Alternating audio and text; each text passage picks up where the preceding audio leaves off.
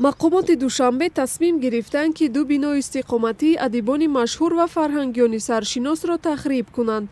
дар ин биноҳо шоирони халқӣ ба мисли муаллифи суруди миллии тоҷикистон Гулназар Келдӣ, Бозор Собир, адибон Урун Кӯҳзод, ҳунарманд Марьям Исоева зиндагӣ мекарданд ва мекунанд. ҳукумати ноҳияи Исмоили Сомонӣ ба онҳо дар бораи тахриби манзилашон огоҳнома фиристодааст ки биноҳо бар асоси нақшаи генералии шаҳр тахриб мешаванд. Урун Кӯҳзод, нависандаи халқии Тоҷикистон, ба Радиои Озодӣ гуфт ки имкони ҷисмониву молӣ барои кӯчидан ба манзили дигарро надорад.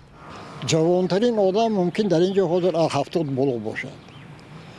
шумо як тасаввур карда метавонед ки ҳамин қадар пиру мафлука якбора хонаша вайрон кунед гӯё ки рав ягон дигар хона ёб.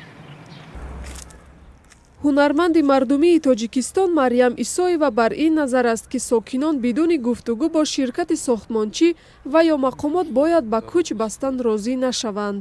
мехоҳем ки одамои бонуфуз биёянд, мо ба фаҳмонанд, моям гап занем, чӣ ба розӣ шавем, чӣ ба маслиҳат кунем. Парвиз Муллоҷонов, таҳлилгари тоҷик, ҳам дар ин бино зиндагӣ мекунад. вай мегӯяд ки тоҷирони хонасоз ва масъулони шаҳрдорӣ арзишҳои фарҳангӣ ва таърихии Тоҷикистонро сарфи назар мекунанд.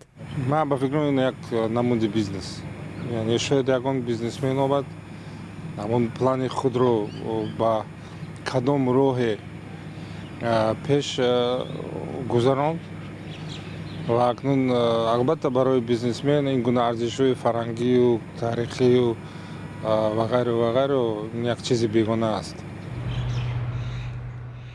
ин биноҳои истиқоматӣ барои адибони тоҷик бо ташаббуси Мирзо Турсунзода, қаҳрамони Тоҷикистон, сохта шудаанд. феълан бештари аз сокинони ин ду бино зери 80 солаанд. маълум нест ки дар ин ҷо чӣ гуна бино ва ё иншооти дигар сохта мешавад.